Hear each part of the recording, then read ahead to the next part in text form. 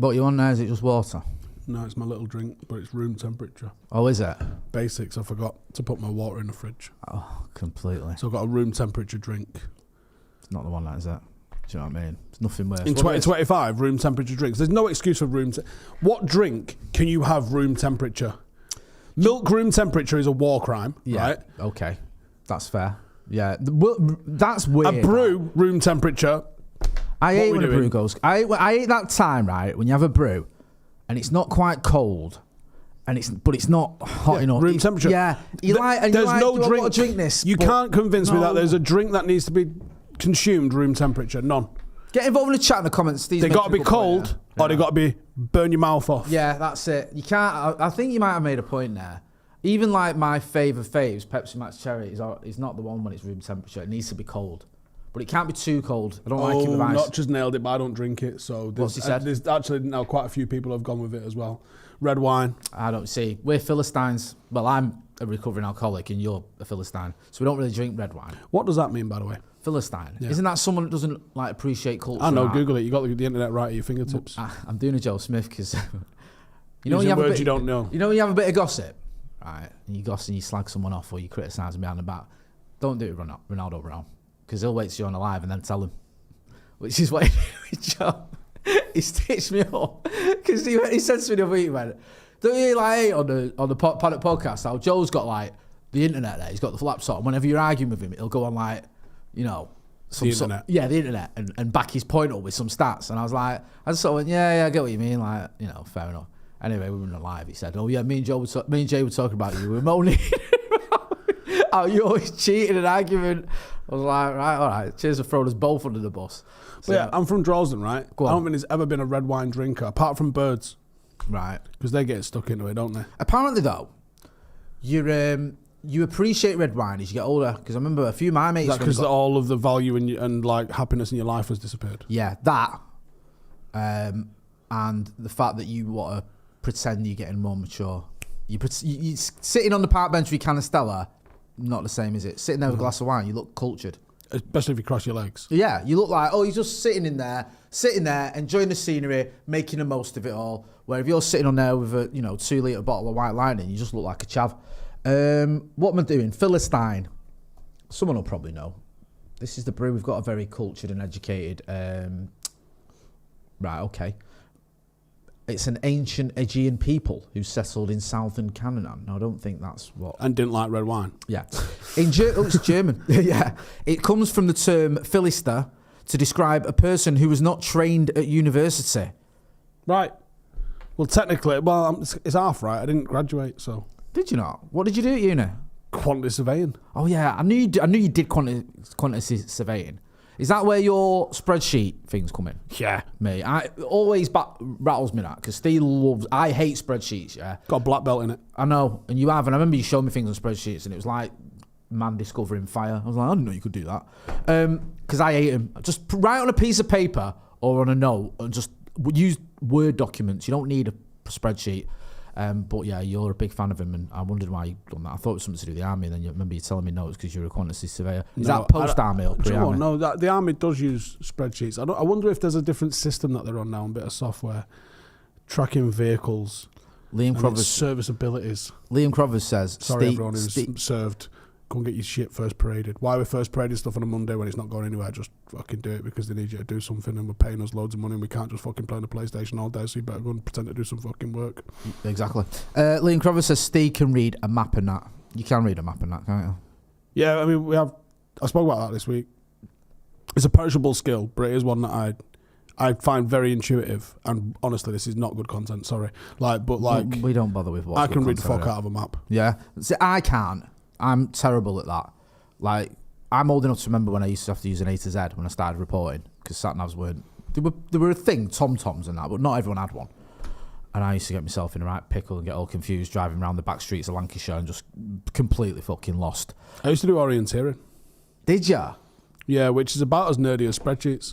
That you don't seem like someone who's into orienteering. For those who don't know, I remember orienteering when, like...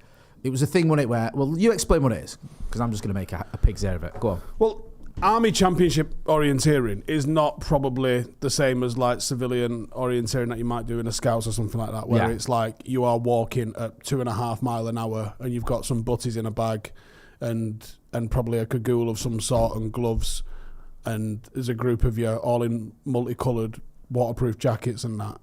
Army orienteering is typically done in t-shirt and shorts, even if it's snow. So I remember I lost a map once. I got the piss ripped out of me. Can't lose maps. Out of curiosity, how did you lose it? Like, what It went was down? snowing. Right, so you put it in your pocket, or No. you thought you had? It was snowing and I took a tumble. Because you are tear-assing around the woods. This is the thing with the army ones, right? It isn't walking leisurely. Right. It's a fucking race. Yeah. No. So you are blitzing round the woods. And maps are white on one side. Right. If you slip and fall down a ravine in snow... Then you drop it. You're looking for a white piece of paper on a white snow. background. Guess what? You ain't going to have a good time. No, that sounds genuinely horrendous. When you tell me these stories, Steve, and you always tell them with a glint in your eye and a sort of smirk on your face, they sound horrible to me. I'm not going to lie. And I get, like, there's obviously, the camaraderie and the brotherhood and all that sort of stuff. I get that. But when you tell me what you're actually up to, I think I just can't think of So anything. it's competitive map reading. Competitive map reading. Like that. Because, I remember orienteering. That used to be big in the game back in the 90s. Scouts and all that. Mike, get involved in the chat in the comments, right? Because I want to make something clear on this thumbnail, because Ruben Amorim's on it. But you know me and Steve, we ain't going to talk about Ruben Amorim. But manager meltdowns is a good topic. I like it. Because I don't think Ruben Amorim's was a proper meltdown. There's only 2 at the top of my head. There's 2.5 I can think of. I was there for one of them, and that's the half. There's 2 that are obvious. There's one that I think... Truly generational. That's got to be the obvious one. Both of them truly generational. I remember watching both of them. I don't think I actually saw Keegan's live. I did. That was after... Was it Newcastle Leeds? I think it was, yeah. But I don't think I watched it live. I can't remember. I remember watching it. I think it was either... Was it It was Newcastle? all over the news the next day. Yeah. And all over the papers. It might have even been Newcastle Blackburn, to be fair. I can't remember. It might have been Newcastle Blackburn. Let me get involved in the chat in the comments and let us know what you think. I think it's Newcastle Blackburn when Graham Fenton scored those 2 goals, but I might be completely wrong. So go on. There was the Keegan one, which everyone knows, everyone can quote. I think it was the first thing I ever saw on TikTok was someone, like a 12-year-old American girl doing the Kevin Keegan rant. Fully head gone. Oh, it was Leeds, someone said. Fully head's gone. Do you know what? Everyone hates Richard Keys, and with good reason. But that was actually a decent bit of poking from him. Because the way he does it, and he goes, it's just part and parcel of the game, isn't it, Kevin? And you can see Keegan's head's gone. Like, no, shut up. Like, ugh. And then, that was class. And as a United fan, that was even better, because you thought, they ain't winning the league. We're not going to lose at Middlesbrough. Fergie's won this one. Thank you for that title. He's got to go to Middlesbrough and get something. Yeah, why did he say that like it was the Bernabeu? Yeah. Like, all right, yeah. Well, when you put it like that, we may as well just give Weren't they in relegation at the time? Yeah, didn't David May score one of the goals? I mean, Andy Cole scored the other one, just to put a bit of context in there. But yeah, it wasn't like, the most difficult task to win a title. Go on then, that's the obvious one, Kevin Keegan. That's the tapping. That's the Mount Rushmore of meltdowns. Keegan. Yeah, Rafa. I like Rafa more. Because it's nonsense. It's nonsense that he's thought out and written down on a piece of paper. It's nonsense that he's wrote down, called it facts, and it's not facts. I think we should start doing brilliant. that. That's good. So United top of the league. Fact. But no. Do you know? I said fact. Do you know who did that once in a press conference? Altered reality to the point where the journalists were 2 people that come to mind. Jose. Yes, nailed it in the first guess. I was there for it. I can remember what he did. You think of the other one? I'll tell everyone what he did. I think it was Big Sam the other one. Right, we'll get to Big Sam, because I remember with Jose, United lost at Hull. Is this the youth players one? No, what it was he said their first goal didn't count. Right. He said it was offside, didn't count. So he said we drew. And United had been on a run. I think it was like the second leg of a game, so we went through anyway. So what? Bold strategy. Yeah. So he said, I'll never forget, he went, we're still unbeaten. That wasn't a defeat. It was a draw. Yeah. The second goal shouldn't have been a goal. Right? And I'm sure it was James Ducker from the Telegraph. And I asked Ducker about this, and he said he vaguely remembered it. He thinks he was trolling, but I don't think he was. He said, I remember James Ducker asking a question. The game against Hull, which you say you drew, others may argue you lost. And I was thinking, what planet are we on here? Others may argue you lost. No, we lost. Yeah, we did lose. That's a fact. Like, what are we doing here? This is mental. I think The problem is though, when you go to a manager's press conference and say that game against Hull that you lost, let's go win it, lose. Yeah. And you look a dick, even though he's literally wrong. Yeah, you're the dick. I think to be fair, that is the only way to word it. Is to go. So you say you drew. There are some people out there that may argue. Yeah. Everybody else. Yeah, that you lost, but you know we'll call it a grey area. You know, it's undecided. Shout out to Dave, my father-in-law, who's just subscribed. It took you long enough. Go on, Big Sam. I'm pretty sure Big Sam pulled a long ball one up at one point. Someone called him a long ball team. Oh, was this the piece of paper? And he was like, "There's the who's the most long balls?" And it was like Arsenal or something that was first, and he was like, "Not a long ball team." That was pretty good. Do you know what was good? You know, a good little meltdown with piece of paper was Trump when he got interviewed by Axios. Remember? And he had this piece of paper with just big charts on him. And the guy went, "Can I have a look?" And he was like, "What does this mean?" It's just nonsense. And Trump was like, "You can't do that. This piece of paper. It's factual. Just get on with it." Raffers, what do you remember about Raffers? What I remember about Raffers, is I genuinely remember watching that and I couldn't work out what he was moaning about. I couldn't I didn't get the point of it. And also, the thing with Raffers is, you can't argue with the timing of what happened with that rant. He did that rant, Liverpool top of the league when he made that rant, yeah? They drew the next 3 games, United went top and we stayed there till the end of the season and were crowned champions. You cannot tell me that didn't have an effect. Well, it's the grey area. When you started that rant, your team were first. By the end of that game, it was the pre-match presser or whatever, you were second and you stayed second for the rest of the season. Just a coincidence. Yeah. It's just the timing. Did you see what Fergie said in response to it? Remember he said he seems a bit disturbed. I can't remember whose autobiography it is. It's one of the players' autobiographies was like Fergie came in and went, "We've just won the league, lads." Which is bold because Fergie's always tries to be the underdog. For him, but he did the same with the Scousers 96 Cup final, didn't he? He just walked in and went 1-0. Have you seen them lot? Mate, I miss that. Why managers now? It's all this tactical and all this nonsense. You just need a bit of that. Yeah, just walk in and go, "They're dicks. Yeah, we're gonna win." Didn't Busby do something like for the Champions League semi-final, European? Didn't he say nothing for about 10 minutes and then go, "Don't forget, you're only goal behind"? I'll tell you exactly how it went. Go on, I know you know. Because Alex Stepney gave it me, and I was hanging on every single word. Mate, I love Alex Stepney. So what are we 2-0 down? No, I think is it 1-0 down on the night, but or whatever. No, 2-0 down, but 1-0 I think over on aggregate. Yeah, so you're losing. It's the Bernabeu. It's the Champions League semi-final. There's all of the emotions 10 years post-Munich and this, that and the other. Oh my God. This is the art of managing a situation. God, I love it. And it's so, this is so fucking cool. Matt Busby has got one of the coolest voices of all time. Can you imagine him reading you? Do you know what? I'm going to get AI to have him read me my podcast to me. Have you ever seen him? Oh my God. Like with his fedora on, his sunglasses. What cool? How cool? Like genuinely, shut up. Are you a football manager or a gangster? Like, what are we doing? He does look like he's proper mafioso, doesn't he? He's absolutely elite. So Matt Busby, half time. Alex goes, "You come in." He goes, "All the players are just tearing into each other. You know what dressing rooms get like at half time. You're losing. The emotion, everything like that." He said, and Busby just sits in the corner, crosses his legs, and dead methodically cleans his pipe out. And you can imagine the ritual. Just going through it all, can't you? Like really, and going to town on it and all. Just like really, just like. And he said, as everyone sort of clocks what he's doing, the room has just gone silent, and everyone's just watching him. He said, and he just cleans his pipe out. And then for those who know, well, when you smoke a pipe, obviously, like, it gets all of the shit in it, but you have to, like, you got to repack it all. It's a whole thing with doing it, innit? He said, and he sits there and he lights it.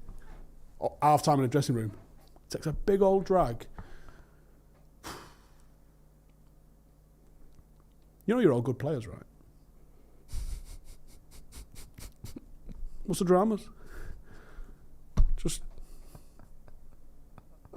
go out there and play well. And he said just the nerves have just disappeared. That's class, that. And you just think, what where did that come to him to? It was obviously pure intuition. Yeah. Let me just take the mood down in here a little bit. And anyway, we went and won, and Bill Foulkes scored the winner. That's class, that. Bill Foulkes scoring the winner as well. That's what I mean. You don't get that nowadays, do you? I mean, I think Notch is in the chat saying... fucking love that's that why it doesn't story, happen man. today. Need to allow pipe smoking in dressing There rooms. you go. Game's gone. And milk. There's not enough milk in changing rooms nowadays either. You see now, is it a 65 cup final? They're all drinking milk. Yeah, is the cups of tea still in changing rooms? Fergie chucking cups of tea over people. That's what you need. You need a bit of that. Bit of passion, as they say. Yeah, so if we're having Mount Rushmore of meltdowns, Keegan, Rafa. Rafa's was interesting. So I was still in the army, and I was leaving that summer, I think. 2009 summer. Pretty sure. It feels like about then, 2009. I feel like it was 2009. I was still in anyway. It must have been because I had a flat, an apartment in Ste Bridge, and there was a lad who lived nearby, and I gave him a lift home. Yeah. But he was still with us. We must have. I don't know why we'd gone to my apartment before dropping him off. But we've gone in there for whatever reason, and I banged Sky on, and it's early doors of like 24-hour Sky Sports News, I think. Yeah, Relatively early doors of Sky Sports News. And they are just playing this wibble. And it mustn't have happened too much earlier because there was no pundits talking about it, and they didn't have any like 2 camera pieces telling you what he's just said. They were just playing it while they figured out what to do with it. They were just like repeating it and just playing it in full. So we watched it and we were like, what? Like, and then it would start again, and it was like there was no context added to it. There was no reporter being like, Rafa's just lost his napper in this. Like now they would have it. They've got framed with everything. Yeah. It was just playing it. And this wasn't like, even though social media was around, it wasn't as like it is now. It wasn't really. It was like, it was basic. Like, I think Twitter was still Twitter at the time. It was just like, it wasn't anything like that. Like what you get now, where you'd have it just clipped up and memed. I'm just looking at the full transcript here. I've just got it here. Yeah, that was the famous line, wasn't it? Or there is another option that Mr. Ferguson organises the fixtures in his office and sends it to us, and everyone will know and cannot complain. That is simple. Now, the thing with that is that's obviously being sarky. Now, if you used to do it with a bit of a glint in your eye and a bit of a grin or a smirk, you might get away with it. You might, let's tell you what, Fergie can organise the fixtures and send them all to us, but he didn't. He did it like it was a serious suggestion, which just made him look more insane. The whole thing was nuts. I think one of the forums or the fanzines, reeks of Reddish, done it, let's be honest, went through the facts and give you the actual facts of everything that he said. There was like 2 facts in the 19 things he said, I think. Yeah, it is just absolute, as you would say, wibble. And it didn't do him any favours. I mean, I'm glad he did it, because it made him like a knobhead and probably cost his team the league, which made we won it. But it was all very, very bizarre. So we've got Keegan, Rafa, they're the obvious ones. You're right. You got a drinking problem. Just nearly threw that all over myself then. We've all been there.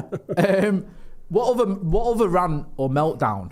Do you want me to give you some suggestions? Fergie's post Aberdeen winning the Scottish FA Cup's got to go up there, hasn't it? It's a disgrace. The standards of this club were set a long time ago. Yeah. We've not lived up to them today. It's a bit weird. Well, one day from now, would you trade all of those from then to the... Yeah, nicely done. Hey, I used to love that. Hey, you'll never take our freedom. I like that. Joking here is a good one. Did you ever hear his one when he was the Newcastle manager? It wasn't on video, it was just on audio. I think I do, yeah. I think I remember, but I don't know what he actually... I couldn't tell you off the top of my head what he said. Right, let me find this. Mike's Gattuso sometimes might be a good... I don't think he's lost his head there. I think that's absolutely flawless. Yeah. That's just what you call a review of a game. Sometimes it may be good, sometimes it may be shit. Brilliant. That's what you need. You need a bit of that. Let me try and find the... Louis got about 10 that you could throw in there. Right. Yeah, and Fergie did it after a win. That's the thing. Fergie did it after a win. What I love about Joe Kinnears is, you must have heard this. This is his first press conference as Newcastle manager. So he goes in. It's not video, it's just audio. He sits down. Says, which one is Simon Bird? This is Joe Kinnear. Which one is Simon Bird? And that's the Daily Mirror's North East football writer. So Simon Bird says, yeah, that's me. And he says, you're a see you next Tuesday, but he doesn't edit it. Sandberg says, thank you. So which one's Hickman? Is another writer for the Express. Just lays into him, tells him you can fuck off. You can fuck off to another ground. And then just starts laying into him all and calling them negative bastards. You can fuck off. You've had your last fucking chance. Who the fuck are you, my social secretary? Get fucked. Fuck off. This is his first press conference. So is there a head loss in this, though? It's quite... I think it's par for the course. Right, I think fair enough. Right, that don't count. Yeah. Fair enough. That's not making Mount Mushmore. No, it's not even raising an eyebrow at that. I think that's what we all want to say. Was he wrong? No. I think you've got to be wrong, right? What about this for a head loss? Does this count as a head loss for you? Is this something you do? Phil Brown, half time on the pitch. I've not took him in at half time before. Really? Why? Not to do a Phil Brown to him. Yeah. Don't know. There's probably a couple reasons for it, but yeah, I've definitely never done a Phil Brown. Because the thing with that is, Jimmy Bullard did it again a year later, didn't it? Where he celebrated like, and Phil Brown was on the touchline laughing. You can know he's fuming. He's like, you cheeky little bastard. Fucking. Yeah, that was the one where he took it. Anyone who didn't know, they were losing half time. Was it at City? Yeah, it was at the Etihad. And then he took his team out. He kept them on the pitch. He took them out on the pitch, sat them all down, and gave the team talk with them all sat on the pitch in front of everyone. It was like a way of bollocking them in public kind of thing. I've done it in front of fans. Yeah? It's way different with a professional team that always goes in the change room. We don't always go in the change room at half time, so it's not the same, really. Yeah. Some of these aren't really sort of proper meltdowns. They're just people kicking off and stuff. And by the way, yeah, like Ant's there, we're discussing Steve's pre-match talk here. I've bollocked my lads 4 or 5 times in 5 years. You're not that guy that people think you are. No. People think you're going to be shouty, ranty, but you're pretty chill when it comes to the way you manage your team. Which I suppose is probably a good idea. Mate, if you're shouting every week, you've got fucking problems. And also, a lot of your lads are like players that have come from an elite level, aren't they? And playing football because they enjoy it. Yeah. And it's like, do they need to be getting screamed at week in, week out? Probably not. You don't need it. Like, I don't. It's not like they don't know how to play football. John Sitton, great shout. Oh, do you know what? That's Mount Rushmore. There's no doubt about that. I can't believe we didn't have it on this list, and I can't believe I didn't think of it. Because John Sitton, do you know what he does now, by the way? And this isn't mocking him, by the way. Is he a taxi driver or something? Yeah, nailed it. Yeah, he's a taxi driver. I'm not knocking him. I just followed him on. He used to follow me, so I followed him back. But he's got views that I don't really agree with. So I unfollowed him. Say no more. That is the best rant ever. Yeah? Like, threatening, kicking off with him, sacking one of them. One of them gets 2 weeks' notice. You've got 2 weeks' notice. Yeah, so you're sacked. Because after that 45 minutes was that bad, you've been sacked. And the other 2... I want a fucking meet. We'll have a fucking sort out here. And I'll fight both of you. Yeah, and you can bring your fucking dinner with you because you'll fucking need it. Like, imagine the head loss to want to batter 2 of your players and fancy your chances as well. I get that. Yeah, like we'll fucking have it. I get that. And I like the fact. Yeah. Still waiting for the head loss here, but go on. I love that rant as well. It's so good because he sacks someone, kicks off with 2 of his players, calls the fans cockroaches, calls the board a circus. Like, it's the ultimate head loss. Do you know who his assistant is? Or his co-manager? And there's a United connection here. Oh, I do. I expect you to get this. This is niche knowledge, but it's right up your street, my son. It's a player from the 80s, isn't it? Yes. You're almost. The name is on the tip of my tongue, but I'm not gonna get it. You know, if you don't know it, you won't guess it. I can see him, but I don't know his name. I don't know if I gave you a clue. I don't even know if it'd help you. He was a goalkeeper. He's so niche. No, it's not. Get me. No one's got it. I wanted to say Peter Davenport. No. You're not a million miles away. Get involved in the chat in the comments if you know who the co-manager at Leyton Orient was with John Sitton. Bailey. No, close. You've hit the post there. Pardon the pun. If anyone gets it, if Notch is in there, he'll get it. Dave Seaman. Yeah, you've got it. Well done, Jace Parker. David De Gea. Yeah, I've just invited a load of daft comments here, haven't I? Right and Wrong says it's time. Ollie and Josie sats. Father, son, and Holy Roast. Ollie for vibes. Amorim for tactics. Josie for mind games. You mean Ollie for tactics? Yeah. This is the thing, innit? People say he didn't have tactics, but obviously he did. Mike, I don't want Amorim out, but I do want Ollie in, if that makes sense. Ollie with his team, considering the miracle he pulled with McFred and backing for Munoz, would have got Haaland, etc. Jay, the black hoodie. Yes, sorry. The black hoodie will be revealed after the international break. Aaron says, can we play you again this weekend, please? Onana will go down as a Grimsby Town FC legend forever. Aaron is obviously a Grimsby Town fan. Do you know what? I'll take my medicine. Grimsby played well. We were shy, but Grimsby played very well. So, fair play. Matt G says, Jose, respect after Spurs when he applauded the Stretford end. Also, football heritage after Sevilla. I remember your match post-match reaction. I see my house with that. Yeah, and you summed it up really well, because I was like, fuck off, mate. Like, I like Jose, but we're basically saying we weren't going to win anyway in the Champions League. The season that Liverpool got to the final as well, we finished above them in the league. So don't give me that. I've sat in this chair before when United have lost. That was it, that wasn't it? That was when you knew it was unravelling. The Redknapp defending Jamie Redknapp wasn't Jamie Redknapp, it was Frank Lampard, and he was fucking bang on correct in what he said. Yeah. They brought up some random youth player, and Scott he was like, Cannon on it. Yeah, and he's like, by the time they both finish their careers, you'll be looking at Frank Lampard and saying what a career he's had, and blah, blah, you goes, who's the other lad? Yeah. And fucking hell, absolutely nailed it. Aber has got it right. Chris Turner was the manager with John Sitton. He was the... You hit the post Bailey. Bailey, when Fergie arrived, was getting injured. I think he might have already been injured and wasn't able to carry on. So Chris Turner was the goalkeeper at the time. Didn't last very long. I think we brought in Jim Layton. And then, obviously, we know what happened there. What about Pearson and the ostrich? That was on my list. That was a good one. Are you an ostrich? I think with Nigel Pearson as well, he was quite a scary character, I think. Some managers, you've done press conferences, haven't you? Some managers are like, you're not really that fussed. Some of them have a bit about them where you're like, you know. And he was one of them. He was like a bit of a psycho, I think. Most of them have been professional athletes, and if they're 6'1", 6'2", and up, there's a bit about him. Like Joe's like a really, when you meet him up close, like a mad, intimidating sort of physique on him. Sammy McIlroy. You get near Sammy McIlroy and you're like, yeah. Do you wrestle bears on a weekend? The fuck is going on here? What? Your chest is like abnormally like. You just think... I did not see that one coming. When you started that, I did not expect Sammy McIlroy to be at the end of that sentence. Do you know Sammy McIlroy still plays 11-a-side? He's like pushing 70. Yeah, about what was it? The 70s he was playing, wasn't he? Wasn't it like the last one on the buzz bet to come through the academy? The last Busby Babe. Still playing 11-a-side. And so this was about a year or two ago that I did get told this, so he may have hung the boots up now with him approaching 70 years of age. Yeah. But the person that was telling me went, still fucking got it, you know.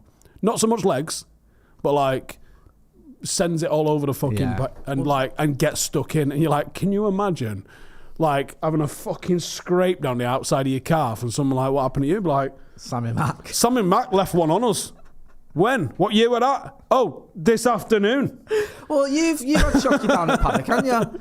Chucky's like that. Chucky's like, you know what I mean? I'm not saying let himself go. He's a 60-year-old man, but he's like still can ping a pass about. He still does a lot of 11-a-side. He used to. I don't know if he still does. Chucky was doing rondos with the lads. Yeah. Still got it. That's what I mean. Playing on one. Yeah. Playing on one in the rondo, like it was not slowed down. No. I was laughing at the side, going, "This is fucking nuts." Because he does not.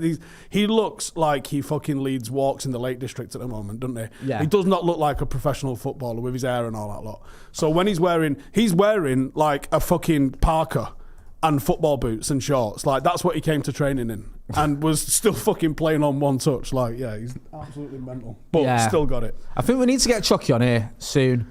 Do you know what? I spoke to him yesterday actually on text. I need to give him a shout. I didn't say come on the show. I was just chatting to him. I'm pitching for him to have his own show and it'd be weekly. Chucky's Diary. Yeah, he does something similar but not the same. Fuck it. Let's sat one of them lot behind the camera and put that money towards Chucky. You won't. Like, any of you lot disagree? I don't want to. Like, no, cool. I'm going to tell you something. You're on 2-week notice. You can bring your fucking dinner. Yeah, Just remember what I've told you about Steve when he sacks you. Just smile and nod. Yeah, right, okay. Yeah, like I am with my kids. All right, yeah, good idea. Yeah, fair enough. And then we'll chat. Just turn up next week and he'll forget. Jockey probably, he's one of them though. He likes doing it, he'll do it. Do you know what I mean? I know, but that's a serious suggestion. Yeah. Big shout out to Christine Vaughan, who's watching. My favourite Vaughan.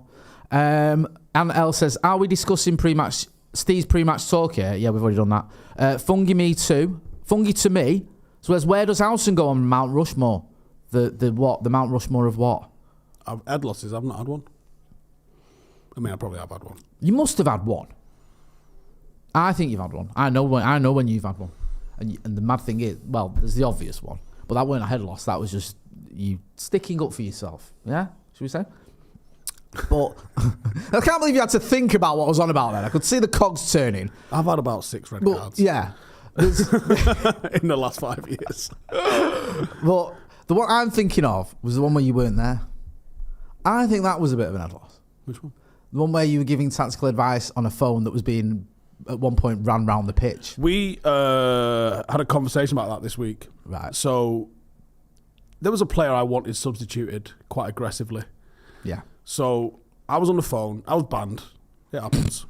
So a bit of context. Steve's banned, so he's having to relay his instructions via the phone because he's not allowed in the changing room or the dugout. So they stick me on... they stick me on loudspeaker and I go, right, we're doing this, we're doing that, the other. And then there's a player. Yeah. Me and this player have had discussions about this. Right, okay. Do I give you the player's name? The floor is yours, Senna. You do what you want. So, you know whether he's going to be okay with it. For those who watch Paddock, it was Claudio, right? Right. And I was like, get Claudio off the pitch, he's fucking killing us. And then I may have gone 3 or 4 levels deeper than that and told him he's not going to fucking be playing for us and he's fucking shit and basically everything that's gone through him was fucked up and blah, blah, blah, blah, blah. This probably was a little bit of an head loss moment. Ultimately, I lost my head because everybody that was in the changing room, staff-wise, when Claudio was going to burst into tears if we substitute him and leave him in this dressing room, so they ignored me and kept him on the pitch. Yeah. Which I took really well. Yeah, you did. I've heard you with the sort of shining example of you know, and acceptance that we've all I phoned everybody in Moss side to try and get someone to pick the fucking phone up because I had absolutely lost my melon with it. Claire told me about this. And when she described it, I could not stop laughing. I was like, this is hilarious. But do you know I think the phone got passed, eventually got to her, or you rang her eventually. I eventually got through to someone and eventually got my wishes and we did get Claudio off. Yeah. And he took a couple of weeks out of the team, a good few weeks out of the team. But when he came back, he's been pretty much never present. Now, he got injured in February, March, something like that. He's had about 6 months out. The last few weeks in training, he looks like the best player in the team. So are you putting that down to your tactical decision, your managerial? No, I wouldn't go that far. But me and him have had a conversation about this 3 or 4 times. Yeah. Because it was at one point last season I thought, I'm going to need to speak to him about it. Yeah. And I said, do you know what? I was probably a bit too harsh with the way I spoke to you at that game. But you were shit. But I was probably harsh with it. But since then, you know, he'd made himself a starter and he'd been fucking brilliant. And actually, if he took it well and he's all right, and you've not made the poor lad crumble and ruined his career, then fair enough. If he's got that about him where he can take a bit of criticism, and if you can hold your hands up and say, okay, we didn't handle it in the best way, but this is where I was coming from, then it sounds like a bit of a... And he's just come back from his injury. He's not started for us yet. He played for 21s the other week. He played again on Saturday, just gone. And in training, honestly, he looks outrageous. He's on the bench tomorrow. Put it this way, for a little bit of context for anyone that's interested, like we're playing a team that is perfect record tomorrow. We've got a perfect record. Someone's always got to go. I think Claudio's going to make an impact in this game tomorrow. Right, he's on the bench. He's on the bench. He's coming back from an injury, but I would expect if we end up getting something out of this game, I reckon he's either got a goal or an assist out of it. And what a fucking brilliant way to full circle that would be. Full circle. I love this. Emmett Sona says, didn't Steve chop his finger off at a game? Not like deliberately. Makes it sound like you lost your head and then tried to amputate your own hand. No, we're a non-league amateur team where you've got to do all the shit yourself. We're putting our own signs up, and I got my finger trapped. I can still imagine that picture you sent us in the group chat. It was fucking rank. Hurt that. Oh, mate. Honestly, I opened my phone. I was like, what the fuck is that? It's like something out of a horror film. John Officer says, who loses their head the most at the Paddock studio? 3 words, Adam McCullough. Yeah, it is, isn't it? Yep. It is now. Anyway. I love Macca, but if you ever do watch slow with Macca and United go 1-0 down, Jesus Christ, it's like the world's about to end, and you're actually worried to say anything because it'll like if you say anything remotely positive or not criticising everyone. Oh, we got a corner. What? Lord, you think that's good enough? Like, sorry, Macca. It's like he does. Because bizarrely, I don't think many of us lose our heads, to be honest with you. Matt Wick says, I can't stand managers belittling players like that. It's pathetic. Caleb Diertel says, it's incredible. Ross Murphy says, Adam McCullough, 100%. Nicholas Walker, Charlie Austin, do you remember that little rant he had? Yeah, he does mind a bit. Yeah. Charlie Austin, though, he was on the telly the other day talking about United. And he wound me up because he kept saying, they've got no points in the Premier League. And I know we're shit, but we've got a point. Like, don't just lie. You don't have to lie about us. Just tell the truth. Just stupid. Peter Kelly says, I reckon you lot wind Joe up outside of football and he goes off. He doesn't actually, Joe, but he does. We do, like, Macca does a thing where he'll make, and I'll join in, but we'll make Joe feel uncomfortable by insinuating that he's racist. Insinuating. Yeah, sorry, highlighting his racism. And Joe will be at a point where he won't want to say anything because we'll twist his words. So that could be quite funny. Andy Tate, he likes a meltdown. Also, the main, like, the 4 of us, me, Joe, Ste and Mac, I don't really think we have many meltdowns, to be honest with you. I think we're getting on a bit and we just sort of... Not anymore. I definitely used to have a few. Mate, to be fair, I've done Mac a dirty there. You were the king of meltdowns. 2021 before and pre. Mate, me and you, I remember, right, at the first 4 brews me and Ste did, 2 of them he left as we were going live. Not because of me, by the way. Someone said so, and he went live, just went. And I thought, where's he going? And we were live, and he just didn't come back. He just left the building. And I was like, right, well, that's him gone. And then there was one where, I'll never forget, I was at home, you were doing a video, and I turned on the video, and it was Alex Bagley and Casey Evans sat there like that. Yeah, Steve's not here. And I messaged him after the what site he went, Steve threw something and walked off. Because I think producer Cam, he was a right wind-up merchant, right? Our old producer Cam, like top lad in the end. He went on. I think he went to work for United. Now he's at JD. We're still mates with him. But he was a wind-up merchant, wasn't he? He'd do things like, mate, put you live, wouldn't tell you. You'd be sat here. You go, you're live. Or he'd say something like, well, speak then. And you'd be like, what? And then he said it to him once. Ed went through summer and fucking stormed off. Yeah. Part of me misses that, Steve. Ironically, probably Paddock's player of the year this year, Cam. He's mint, bro. When he was at United and they had a media versus the United day, all I was hearing about was Cam. Because he scored like 5 goals or something. And okay, the standard, you're playing against journalists. It's not like you're playing in, the World Cup final. But he's obviously very good. He's on pretty much a goal. I'm playing him right back at the moment. And he's on pretty much a goal a game because he ain't a right back. And also the way we kind of play, he gets quite a lot of license to go forward. He's a good wind-up merchant as well, isn't he, Cam? He is. He's a dirty bastard. Yeah. And he will fucking obliterate someone. And, like, I got sent off the other day for saying, I'm the manager, right? Yeah. Which I'm glad the FA reviewed the footage and agreed with me that was ridiculous. Stood there in his basketball top, by the way. No further action. He couldn't look less like a manager if he tried. Giving the ref shit, he was then like, who are you? And he's like, I'm the manager. And the ref's obviously... I wasn't giving the ref shit. All right, then. You were giving the ref some feedback. No, I wasn't even talking to the ref, which was the whole point of the... Who were you talking to? I was talking to an opposition player. Oh, right, okay. And then the ref... I was talking to an opposition player. The lip that goes back and forward between me and opposition players is... I've seen a bit of it when I've been a watcher. It's constant, right? So I've gone, fish fucking front, something like that. And then he's waffling on. And then he's going, oh, shut up, you're winning, you pricks. I'm like, it's not my fault, you're shit. And then... Such a fucking wind-up, man. Such a little kid in it. But then the ref goes, be quiet to me. One more word and you're off. And I went, why? And then... Did he stick to his guns then? One more word and you're off. You said why, and he sent you off. I think that's reasonable. No, sorry. He went, one more word and you're off. And I went, wait, he can speak to me, but I can't speak to him. Yeah. Which is not a rule. Right, okay, yeah. And he went, go and sit down. I went, why? Because there's nothing in the rule. There's nothing in the rules that I need to sit down. Kids have, right? And they're fucking 8, 10 and 14. So then he goes to Gibbo, who's my assistant, who's dressed like a football coach. Coach, can you tell this person to sit down? And then I went, I'm the manager. Right. So then he just sent me off. I think he's. So then I lost my head and was like, for what? What have you sent me? Like, what if he'd gone for this or this or this? And then when the match report came through, he said I'd been sent off for swearing at him. We film all our games, our kid. There's the video. I bet they love you, the refs. I bet they fucking love you. Winding them up and then having video evidence to back yourself up. Well, don't lie. Fucking How great. about that? How about tell the fucking truth? If you'd have put dissent, I might have been in the shit. See, but he didn't. He said that I if you was watch foul him, and ref, abusive. Next time, dissent. Don't say he swore. But anyway, what was we talking about before that? I don't know. But, Cam. So meanwhile, I get sent off for saying I'm the manager, right? I'm the manager. Cam's out here flatlining dudes, but I don't know how he does it. I don't know how he gets away with it. He does not get a booking. It's because he's good, you know.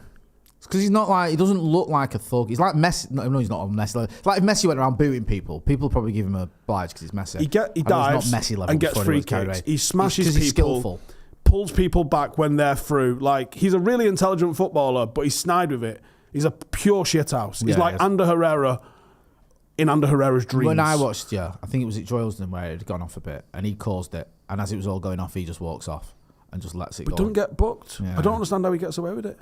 This is good. Abhinav Verma says, Howson mentioned on XG Files that Amorim likes a fight. Do you think we'll get the Amorim Fight League behind Asda featuring Joe Smith? Joe Smith's not here today because he's actually behind Asda, taking on all comers. Yeah. Which Asda? Is it just in nondescript Asda? He don't like me to say because queues get formed outside there. He's done. He was at Trafford the other week fighting behind there. If anyone was about. Yeah, a few people mentioning your little scrap as well. That wasn't Ed's gone, by the way. No, Ed hadn't gone. I mean, it might have gone by the end of it. I definitely wanted to fight the entire time. I may have offered out every single individual on their squad in the car park at one point as well. After the game. That sounds like a little bit of a head's gone. I'm not going to lie to you. I was fully calm though. Was you? Right, okay, so you calmly offering out the entire team. Fully fucking meant it and all. Why don't you come off that fucking pitch and come and have a fucking... Do you know what? That's like one of the meltdowns or the sort of whatever you want to call it that managers have had that people always reference is Louis van Gaal. And I was at the Louis van Gaal one. And the funny thing with that is he was very calm. He only spoke for about a minute and a half. He was annoyed and he pointed out one journalist. He said, "You said I've been sacked." He said, "My wife and my mother-in-law or whatever read that and seen I've been sacked and I haven't." And he was like, "Well, it wasn't me." He's like, "Well, the press said that. It's out of order kind of thing." But he was very calm. And he went, "There's mince pies and red wine at the back." So red wine. And it's funny because I was at the side of the press conference. Room temperature red wine. I don't know. I didn't drink any. But I could see everyone from the side. And when he went, "There's mince pies and red wine at the back," everyone, all the journalists went like that to look, just to check for some reason. I went, "Oh yeah," and then he turned back and he just got up and walked off, and that was it. And it was literally like, usually for a press conference, it's about 10 minutes of audio at United anyway. Pep never shuts up. You get about half an hour with him. But I remember when I got my thing to see how long it had been recording for, 1 minute and 30 seconds. And Chanted Angel says Onana is just like a black hole. They both suck. John Officer says Joe's at Wigan Asda, just seen him fighting a grandad for a can of Red Stripe. Wazoo says credit to Bruno Fernandes for converting both penalties under intense pressure following his miss at Fulham. Do you think there was any meltdown element with what Amorim did? Was that a meltdown? I think he's fairly an emotional fella, yeah.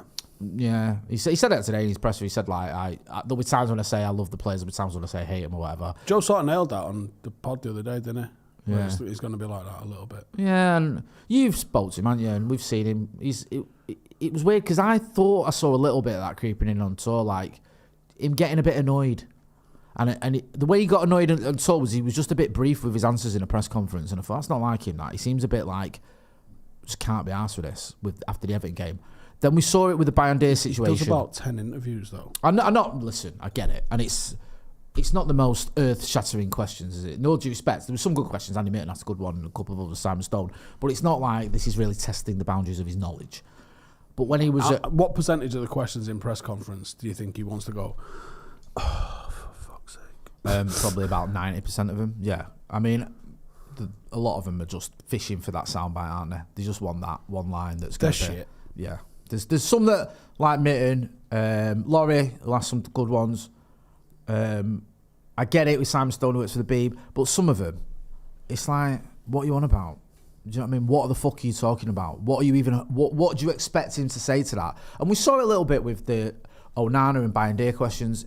He's not going to do that. He's not going to fucking throw his keeper under the bus. And I think you kind of know that as a journalist. You should do. But you're going to do it asking. You obviously want that line from him. You want that, Amorim reacts to Bayern Deer blunder. That's, you've already in your head written that headline, so you just need his line saying, I'm going to back him or whatever. Yeah. But he got annoyed with it, didn't he? And then he got annoyed with our mate Jamie Jackson following it up. So I understand where it's coming from. I just hope he doesn't get fucking wrecked like every other manager. Because people forget, Jose loved life at United when he got there. That was his dream job. He wanted to be Manchester United manager when he was at fucking Porto. That photo of him looking like a homeless man is just nuts. It's horrible, isn't it? Like, did he wake up behind a bin today? It did look like he'd been dragged out of a skip, didn't it? Because I remember he was very charismatic. I had a laugh with him in a press conference. He was like, you loved him, and then gradually you saw things happening. The Sevilla press conference, the 3 times respect that. His head's going. It's going gradually. It doesn't happen overnight, and then by the time you get towards the end, he looks like you say, he's been dragged out of a bin. We saw it with Ten Hag. We was there in pre-season. Ten Hag, loving life. Happy as, I know it's pre-season, but happy, charismatic, chatty, laughing. You've had a chat with him in the hotel.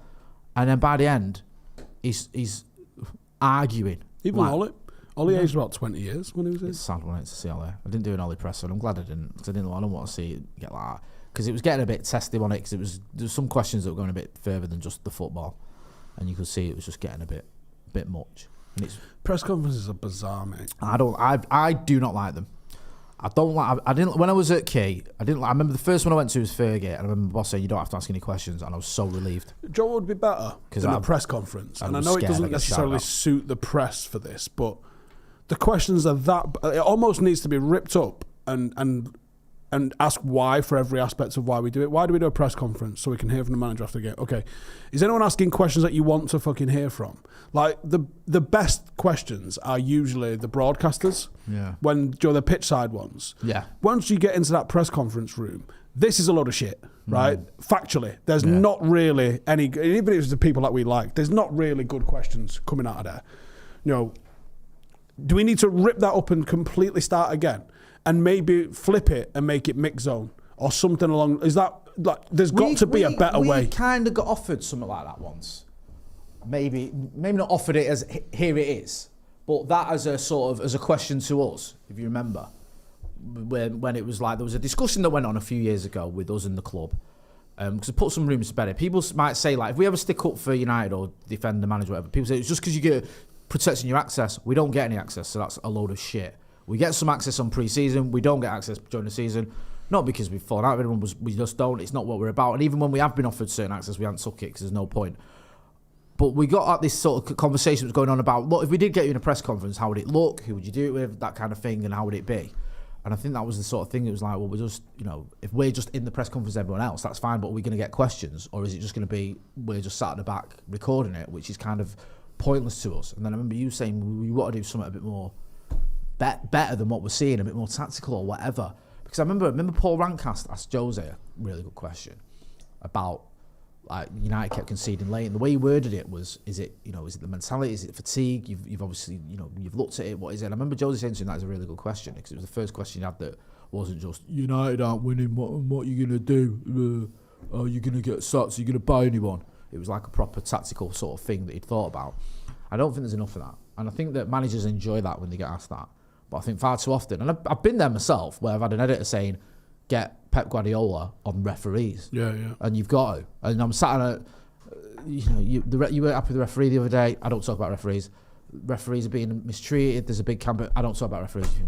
That's my 2 questions, wasted, but I had to. So I do sympathise with journalists at some point, but you do want a bit more. And this is a good point from Ant L. Repeated questions twist my effing nips, because you'll get that. You'll get the Alejandro Garnacho's left. Was there no chance you could have made it work? No, he's gone. We wish him well. So Garnacho's gone. Why do you think he had to go? Do you remember why I managed to speak to Ten Hag when we was in? Vaguely, remind me. So we're in the press conference, and I had my hand up. Yep. And they didn't come to us. And they asked somebody in the room, one of the local journalists, and he said, "How are you enjoying San Diego?" And he went, "We've been busy training. Haven't had a chance to see the city at all yet, but looks lovely." Which, by the way, can I defend? I get that. If you're a local San Diego reporter, you're probably asked, get him on San Diego, because most of our listeners, viewers won't give a shit about the actual game. It's fine. I understand it. Sorry. 2 questions later, somebody else in the room said, "How are you enjoying San Diego?" And I went, "You fucking what?" Because you know what, like, they've done that. And I've been guilty of this. Not listened. They've not listened. They've been so caught up in the fact I'm going to ask the United manager a question, or I need to get my question in. They've not listened to anything he said. Yeah. So they've done the whole asking a question that's already been answered, which is horrible.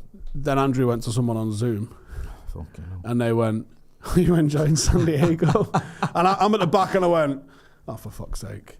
And you could see the manager literally looked at the press officer like, is he taking a piss? Yeah. And he just repeated the same answer. We've been training. Do you know what it is, though, with that stay?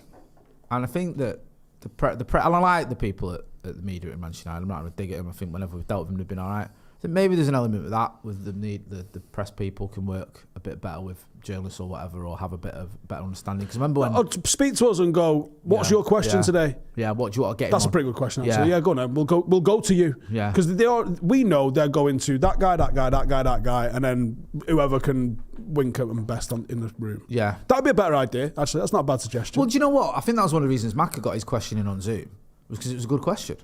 And I think they knew what the questions were, because it was a Zoom situation. Yeah, they could read them. They could read them, and they thought, well, that's a good question. And it's still, that question, even now, is getting clips up and used by other people, because it's talking about Kobe Mainoo, which is obviously a hot topic at the minute. Well, so then the gaffer sees me in the hotel. Yeah, sorry. And goes, "Oh, you had a question for us in the press conference." That's class, that, by the way. And I went, "Yeah." And it was about playing out and implementing that in training and pre-season, and what the new goalkeeper was going to bring, which he didn't fucking bring. But again, got a proper answer on it, because I think, and it was a little bit of a similar thing this summer, where you ask an actual proper answer. That I'm in a lot of those press conferences. I don't ask questions. No. Generally, unless I've got one. Like I was me and Macca was fucking sitting on each other's knee near enough. Yeah. And I was like, you do one? Yeah, we did the last one. Yeah, we did the last one. And again... Just sat at the back. Yeah, just sat listening. I listen. I don't mind being in press conferences and not asking questions. Sometimes, I used to do them almost every week. I used to do City a lot more than I did United, unfortunately. But I remember once I asked Jose a question about Martial. I remember I was shitting it, because it was my first time I've ever asked Jose a question. And he could be... Touchy. Yeah. And I asked him and he was fine. I just sort of said something like, you've tried Martial down the middle. On the left, where do you think his best position is? Because he seems to have done quite well in both, to be fair. And he was like, yeah. And then I'll never forget the guy next to me asked a follow-up about Martial. And he went fucking ballistic at him. He literally started ranting at him. How many fucking questions about Andy Martial? Why don't you ask me about Marcus Rashford? And I thought, thank fuck you didn't do that with me, because I'd probably burst into tears. Because I obviously have an emotional attachment to it, because he's United manager. I think a lot of people go to those press conferences and almost have to justify the reason that they're there, rather than just go and ask a question if it comes up. Yeah. I think that we aren't under any pressure to ask any, because generally they don't come to us even if we did have a question. So we go in there typically not thinking we're going to get one and not expecting to have to ask one. No. So we go in there relatively chill.